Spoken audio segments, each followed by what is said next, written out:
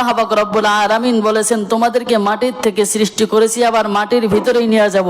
শুরুর অংশ থেকে আমি আপনাদেরকে কিছু কথা বিগত দিনে বলেছি, মাঝের অংশ থেকে আমি আপনাদের সামনে আলোচনা করতে চাই। আল্লাহ আমাকে তৌফিক দান করেন।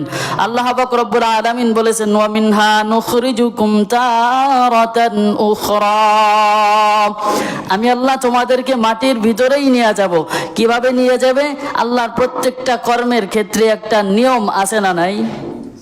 কথা বলেন, আছে না নাই? আল্লাহর প্রত্যেকটা কর্মের ক্ষেত্রেই আল্লাহ কিছু কিছু নিয়ম রাখছেন। মাটির ভিতরে যে আল্লাহ মানুষদেরকে নিয়ে যাবেন, কিভাবে নিয়ে যাবেন?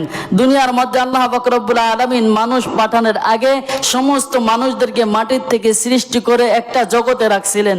সেই জগতের নাম হচ্ছে রূহ জগৎ, আলমে আর ওয়াহ যাকে বলা হয় রূহ জগৎ।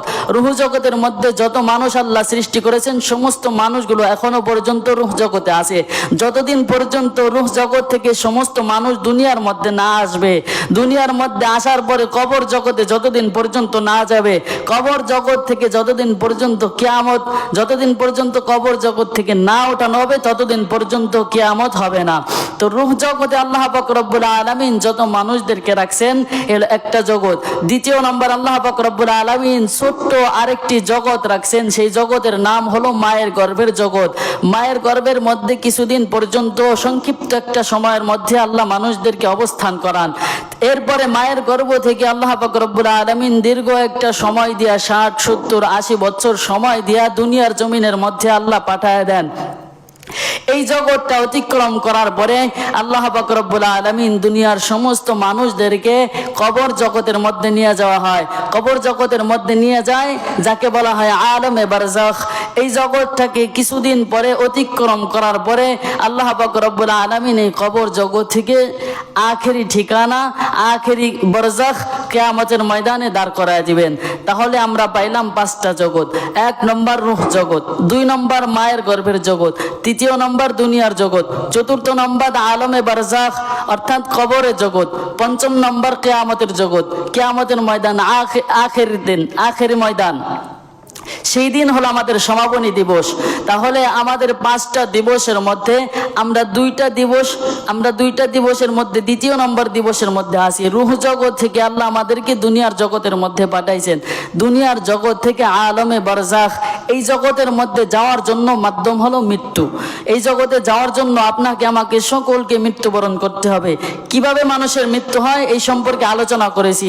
এবার আপনাদেরকে এই শুরু থেকেই পূর্বে থেকে আমি আপনাদেরকে বুঝাইতে শেষ করবো আলোচনা ইনশাআল্লাহ। মানুষের মৃত্যু হয় যখন, মৃত্যু হওয়ার পরে মানুষের যে ভিতরে রূহটা থাকে, এই রূহটাকে মাত্র আজরাইল আলাইহিস সালাতু ওয়াস সালাম কবজ করে রূহটাকে মানুষের দেহ থেকে নিয়ে যায়। এই রূহের কখনো মরণ হয় না। মানুষের দেহের মরণ হয় কিন্তু মানুষের রূহের কি হয় না? মরণ হয় না। রূহটাকে কবজা করে আজরাইল আলাইহিস সালাতু ওয়াস সালাম নিয়ে যায়। কোথায় নিয়ে যায়? হয়তো সিজ্জিলে নিয়ে যায়, না হয় ইল্লিয়িনে নিয়ে যায়, হয়তো জান্নাতে নিয়ে যায়, না হয় জাহান্নামে নিয়ে যায়। মানুষের রূহটাকে 2 জায়গার একটা জায়গায় নিয়ে যাওয়া হয়। তো যখন মানুষের রূহটাকে মানুষের ভিতর থেকে নিয়ে যায় ওই বান্দা মৃত্যু হয়ে যায়। মৃত্যু যখন হয়, মৃত্যু হওয়ার সাথে সাথে হাদিসের মধ্যে লেখা হয় প্রত্যেকটা মানুষ তার রূহ, প্রত্যেকটা মানুষ পৃথিবীর সব কিছু দেখতে পায়, শুনতে পায়, কিন্তু কিছু করার মতো ক্ষমতা, কিছু বলার মতো ক্ষমতা তার থাকে না। সব কিছু স্পষ্ট দেখতে পায় এবং শুনতে পায়।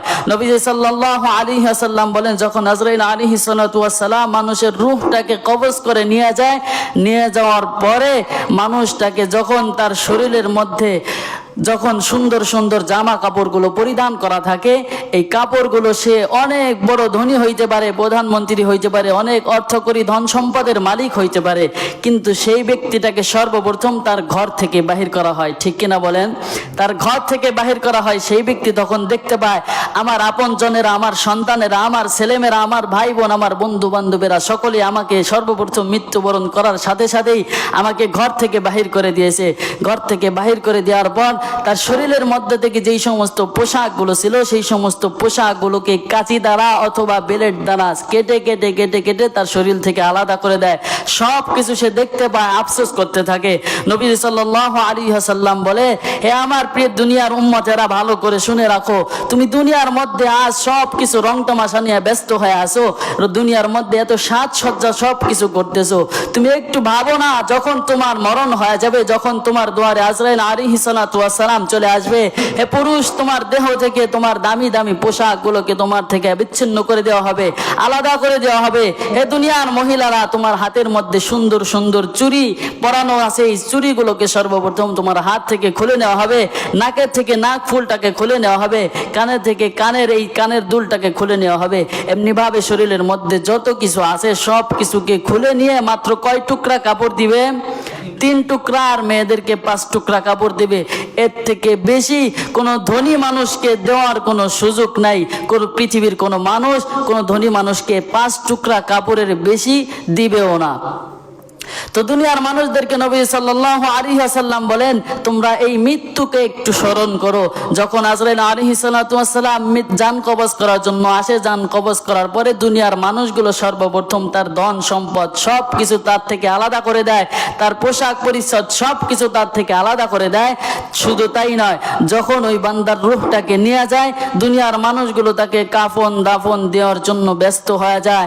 যখন তার কাফনের কাজ সম্পন্ন করা হয়, গোসলের কাজ সম্পন্ন করা হয়, যখন খাটিয়ার মধ্যে এই বান্দা এবং বান্দিটাকে শোয়া কাঁধে কইরা 4 জন মানুষ নিয়ে চলতে থাকে, নবী সাল্লাল্লাহু আলাইহি ওয়াসাল্লাম বলেন, ওই ব্যক্তি যদি বদকার হয়ে থাকে, এমন জোরে চিৎকার দিতে থাকে, এমন জোরে চিৎকার দিতে থাকে, দুনিয়ার মানুষ যদি ওই আওয়াজ শুনতে পাইতো তাহলে সাথে সাথে হাটপিল করে জমিনের মধ্যে পড়ে যাইতো।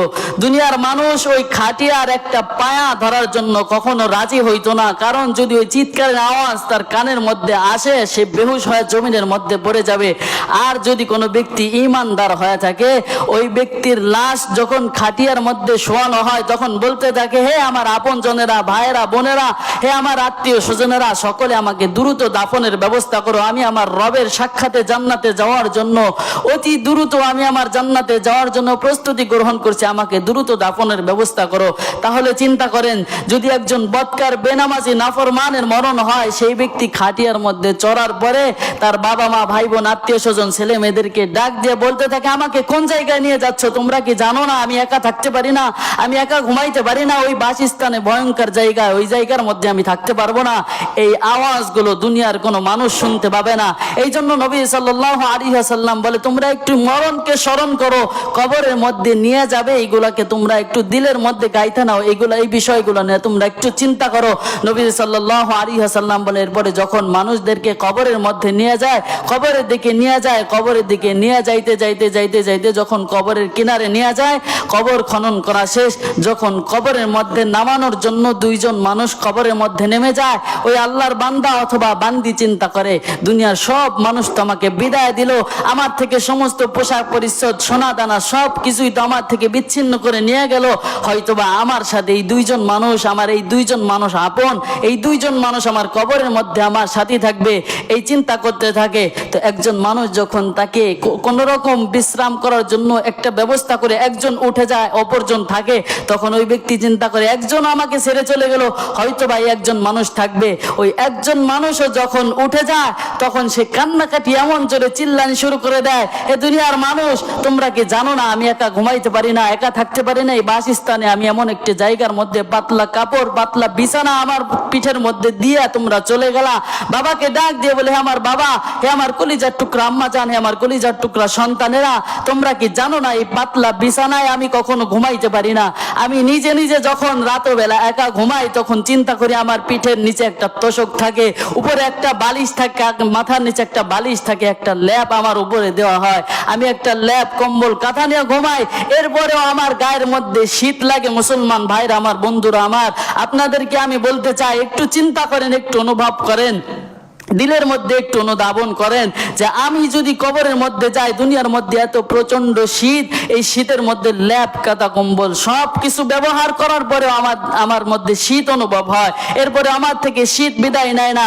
কিন্তু ওই কবরের মধ্যে 3.5 হাত কাপড়, এই কাপড়টাই 3.5 হাত কবরের মধ্যে 3 টুকরা কাপড় ছাড়া অন্য কোনো ল্যাপ কাঁথা কম্বল বালিশ আপনার আমার সাথে যাবে না। ওই মানুষগুলো তখন কবরের মধ্যে আফসোস করতে থাকে আর দুনিয়ার মানুষদেরকে ডাক দিতে থাকে, আমার পাশে একটু দাঁড়ায় যাও না, আমার পাশে একটু থাকো না, আমার সাথে সাথী হিসেবে থাকো না। আমি একা একটা রুমের মধ্যে কখনোই থাকতে পারি না, ঘুমাইতে পারি না, আমাকে তোমরা সকলেই জানো আমি একা থাকতে পারি না। বল সুতরাং তোমরা আমার সাথে, আমার বাবা, আমার ভাই, আমার বন্ধু, তোমরা আমার সাথে একজন হলেও থেকে যাও। দুনিয়ার কোনো মানুষ, একটা মানুষও থাকার জন্য কবরের মধ্যে রাজি হয় না, কোনো মানুষ থাকে না, থাকবেও না। দুনিয়ার মানুষদেরকে নবী সাল্লাল্লাহু আলাইহি ওয়াসাল্লাম বলে, যখন এমনি ভাবে কবর দিয়া দুনিয়ার সমস্ত মানুষগুলো একটা একটা করে বাঁশ বিছায়া তার উপরে কিছু কাপড় অথবা কোনো কিছু দিয়া এরপরে মাটি দিয়া তার কবরটাকে ঢেকে দেয়, এমন ভাবে ঢেকে দেয় যে কবর থেকে যেন সে দৌড়ে উঠে এসে পালাইতে কোথাও না পারে, এমন ভাবে ঢেকে দেয়। এরপরে মাটির উপরে পানি দিয়া মাটিগুলোকে মিশায় দেয়। নবী সাল্লাল্লাহু আলাইহি ওয়াসাল্লাম বলে, হে উম্মতেরা, তোমরা একটু চিন্তা করো, ওই কবর থেকে উঠে আসার মতো সামর্থ্য, শক্তি দুনিয়ার কোনো মানুষের মধ্যে থাকে না। যখন ওই মানুষগুলো কবরের মধ্যে থাকে, 40 কদম ওখান থেকে দুনিয়ার মানুষ যখন 40 কদম কবর থেকে অতিক্রম করে চলে যায়, কবরের মধ্যে মানুষটা একা হয়ে যায়, অন্ধকার জগতের মধ্যে হাবুডুবু খাইতে থাকে। যখন কবরের মধ্যে মানুষটা একা, কবরের মধ্যে অন্ধকার জগতে হাবুডুবু খাইতে থাকে, হঠাৎ তার দেহের মধ্যে রূহটাকে দিয়ে দেওয়া হয়।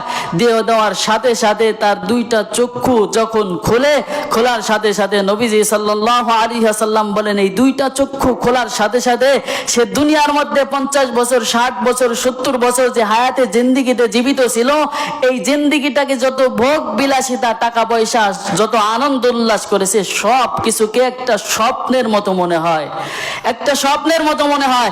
মানুষ ঘুমের মধ্যে 2 ঘন্টা 3 ঘন্টা ঘুমায়, এই 2 ঘন্টা 3 ঘন্টা ঘুমের মধ্যে 50 বছর 60 বছরের স্বপ্ন দেখে ফেলায়। তো এত বড় একটা স্বপ্ন যদি 2-3 ঘন্টা সময়ের মধ্যে দেখা যায় কবরের মধ্যে, ঠিক তেমনি ভাবে নবী সাল্লাল্লাহু আলাইহি ওয়াসাল্লাম বলেন, ওই কবরের জগতের মধ্যেও ওই সামান্য একটা সময়, এই দুনিয়ার জীবনটা 50-60 বছরের এই সময়টা কবরের জগতের মধ্যে একটা স্বপ্নের মতো মনে হয়।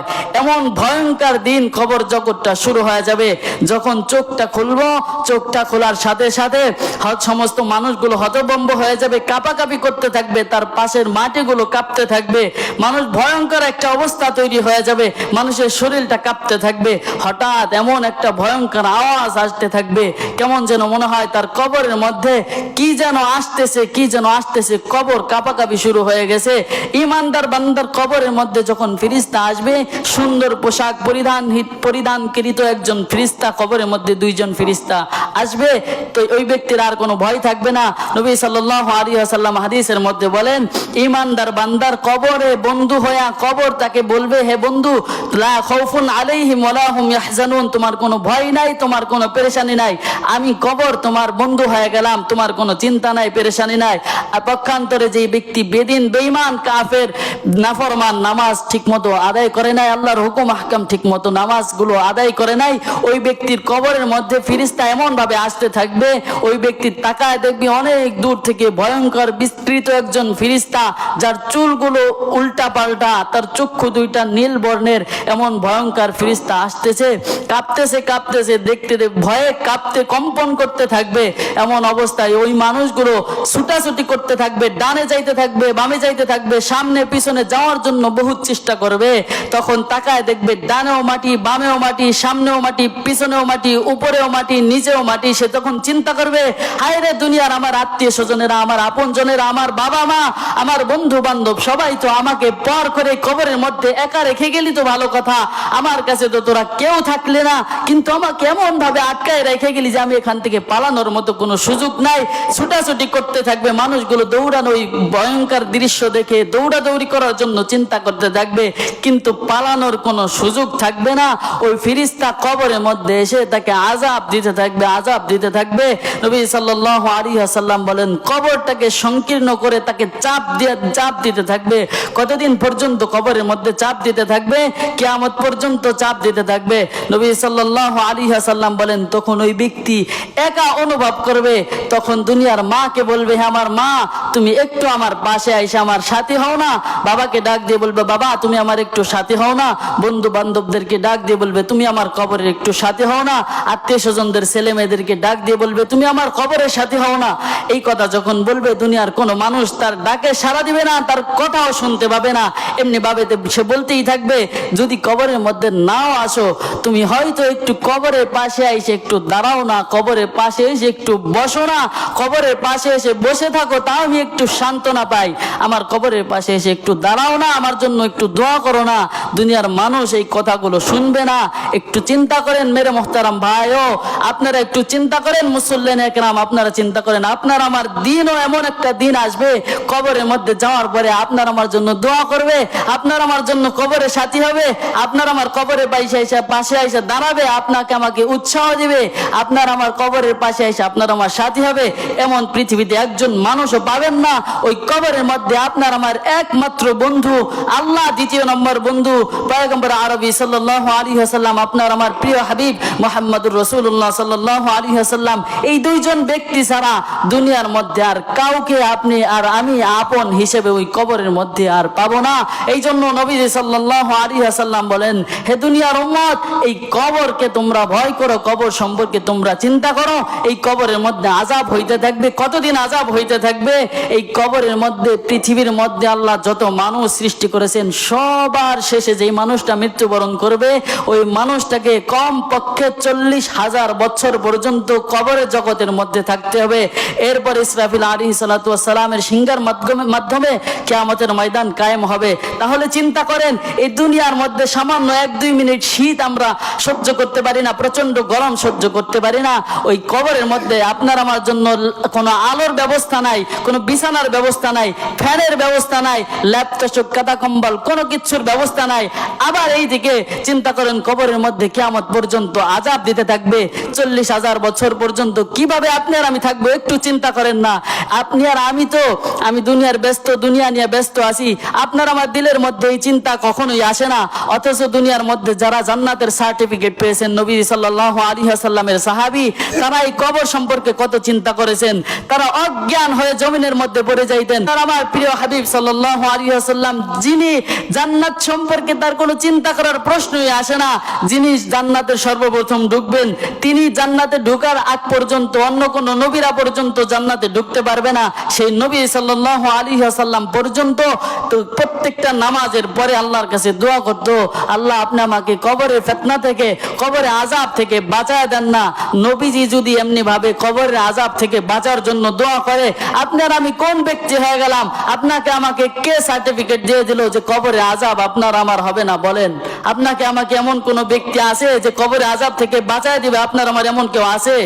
কেউ নাই। আপনাকে আমাকে কবরের আযাব থেকে বাঁচানোর জন্য এমন কোন ব্যক্তি নাই। তাহলে যেই নবীজির সাহাবীরা পর্যন্ত কবরের আযাব থেকে বাঁচার জন্য কান্না করেছে। সর্বশেষ একটা ঘটনা বলি, হযরত ওমর রাদিয়াল্লাহু তাআলা আনহু মৃত্যুবরণ করার পূর্ব মুহূর্তে যখন ফজরের নামাজে ইমামতি করার জন্য দাঁড়াইলেন, তার পিছন থেকে কাফের মুশরিক বেদিনেরা তার পিঠের মধ্যে খঞ্জর দিয়া 7 থেকে 10টা আঘাত করেছে, এমন ভাবে তার নারী বুড়িগুলো সব বের হয়ে গিয়েছে। হযরত ওমর রাদিয়াল্লাহু তাআলা আনহু নামাজ বাদ দেয় নাই, নামাজ থেকে পাশে এসে দাঁড়ায়া আব্দুর রহমান ইবনে আউফ রাদিয়াল্লাহু তাআলা আনহুকে ডাক দিয়ে বলছে, আব্দুর রহমান নামাজ সম্পন্ন করো, আমাকে নিয়ে ব্যস্ত হওয়ার কোনো দরকার নাই, নামাজটাকে তুমি সম্পন্ন করো, এরপরে আমাকে নিয়ে তোমরা চিন্তা করো। আব্দুর রহমান ইবনে আউফ রাদিয়াল্লাহু তাআলা আনহু নামাজে দাঁড়িয়ে গেলেন। নামাজ সম্পন্ন করার পর হযরত ওমর রাদিয়াল্লাহু তাআলা আনহুকে বাসায় নিয়ে গেছেন। 3-4 দিন পর্যন্ত অসুস্থ অবস্থায়, মুমূর্ষ অবস্থায় কাতরাচ্ছে। এমন অবস্থায় হযরত ওমর রাদিয়াল্লাহু তাআলা আনহু খাবার খাইতে পারে না, পানি খাইতে পারে না, যা কিছু মুখ দিয়ে দেয় সব কিছু বের হয়ে যায়, নিজ দিয়া সব কিছু বের হয়ে যায়। খাবারও খাইতে পারে না, কোনো ঔষধ কোনো কিছুই ব্যবহার করতে পারে না। এমন অবস্থায় হযরত ওমর রাদিয়াল্লাহু তাআলা আনহু তার সন্তান তাকে জিজ্ঞাসা করতেছে, আব্বাজান আপনার জন্য কি কোনো কবিরাজ ডাক্তারের ব্যবস্থা করব? তখন হযরত ওমর রাদিয়াল্লাহু তাআলা আনহু বলতেছে, না না, আমার জন্য কোনো কবিরাজ ডাক্তারের ব্যবস্থা করার দরকার নাই, কারণ আমি বুঝতে পারছি আর কিছুক্ষণ সময়ের মধ্যে আমি আমার রবের ডাকে সাড়া দিয়া রবের সাথে সাক্ষাৎ করতে যাব, তুমি আর তোমার আমার জন্য ডাক্তারের ব্যবস্থা করার দরকার নাই, আমার জন্য কোনো কবিরাজের ব্যবস্থা করার দরকার নাই, বরঞ্চ তুমি এতটুকু করো, হে আমার সন্তান, আমাকে এই বিছানা থেকে নামায়া মাটিতে বিছায়া দাও, আমার মুখটাকে মাটির সাথে মিশায়া দাও, আমি যেন এই মুখটাকে মাটির সাথে মিশাইতে পারি আর আল্লাহকে বলতে পারি, রব আমি এই কবরের আযাব থেকে বাঁচতে চাই, তুমি আমাকে এই আযাব দিও না, আমি কবরের আযাব থেকে বাঁচতে চাই। আল্লাহ যেন আমাকে এই কথা না বলে, রে ওমর তুমি মুমূর্ষ অবস্থায় তুমি কবরে আসার চিন্তা করলা না, তুমি বিছানার মধ্যে শুয়ে শুয়ে অহংকার করতেছো, বড় ভাব দেখাইতেছো, তোমার এই বিছানার মধ্যে থাকার দরকার নাই। আল্লাহ যেন আমাকে এমন কিছু কথা না বলে, এই জন্য আমাকে তুমি একটু নিচে নামায় দাও। নিচে নাইমা কবরের আযাব থেকে বাঁচার জন্য হযরত ওমর রাদিয়াল্লাহু তাআলা আনহু তার চেহারা মোবারক মাটির সাথে ঘষা দিছে। আপনি আর আমি এমন কোন ব্যক্তি হয়ে গেলাম যেই ব্যক্তি হযরত ওমর রাদিয়াল্লাহু তাআলা আনহু জান্নাতের সার্টিফিকেট প্রাপ্ত দ্বিতীয় নম্বর খলিফা, তিনি যদি মুমূর্ষ অবস্থায় সে তার চেহারা মোবারক মাটির সাথে ঘষতে থাকে কবরের আযাব থেকে বাঁচার জন্য, আল্লাহর কাছে জবাবদিহিতা থেকে বাঁচার জন্য, যদি এমন একটা দৃশ্য সে জমিনের মধ্যে ঘটাইতে পারে, আপনি আর আমি এমন কোন ব্যক্তি হয়ে গেলাম যে আপনার আমার কবরের মধ্যে আযাব হবে না? মুহতারাম হাজিরিন, মুসলমান ভাইরা আমার, বন্ধুরা আমার, বাবার আমার, আপনাদের পায়ে হাত দিয়ে বলতে চাই, এখনো সময় আছে। এমন একটা মুহূর্ত আপনার আমার জীবনে আসবে, কোনো মানুষ অস্বীকার করতে পারবে না। বাতাস যেমন দেখা যায় না কিন্তু বিশ্বাস করি, আলো যেমন আমরা অনুভব করি কিন্তু দেখা যায় না, ধরতে পারি না, ছুঁইতে পারি না। কবরে আযাব হয়তো আপনি আর আমি কবরের উপর থেকে কবর দেখেছি কিন্তু কবরের ভিতরের দৃশ্য দেখি নাই। কবরের মধ্যে যে আযাব হয় 100% শিওর, এই কবরের আযাব আপনাকে আমাকে একদিন যদি বেঈমান অবস্থায় মারা যায়, নাফরমান অবস্থায় মারা যায়, নামাজ আদায় ঠিক মতো না করে মারা যায়, আপনার আমার কবরের মধ্যে এই আযাব হবে। এই আযাব থেকে বাঁচার জন্য আপনি আর আমার কোনো পথ পন্থা আবার আপনার আমার জন্য খোলা নেই। এই জন্য আপনার আমার পায়ে ধরি, বাবারা আমার, আপনার আমার পায়ে, আপনাদের পায়ে ধরে বলি, আজ থেকে যতদিন পর্যন্ত জীবিত আছেন আল্লাহর ইবাদত বন্দেগীগুলো সঠিকভাবে আদায় করেন, আর কোনোদিন নামাজ কাজা করিয়েন না। যদি নামাজ কাজা করেন কিয়ামতের ময়দানে পার পাওয়া যাবে না, কবরে আযাব থেকে পার পাওয়া যাবে না। আজ থেকে নিয়ত করেন আর জীবনে কোনোদিন নামাজ কাজা করব না, পারবো ইনশাআল্লাহ। আল্লাহ আমাদের সকলকে তৌফিক দান করেন, বলেন আমিন। যেই কথাগুলো বললাম সর্বপ্রথম আল্লাহ আমাকে এবং আপনাদের সকলকে আমল করার তৌফিক দান করেন, আমিন। ওয়া আখির দাওয়ানা আলহামদুলিল্লাহি রাব্বিল আলামিন।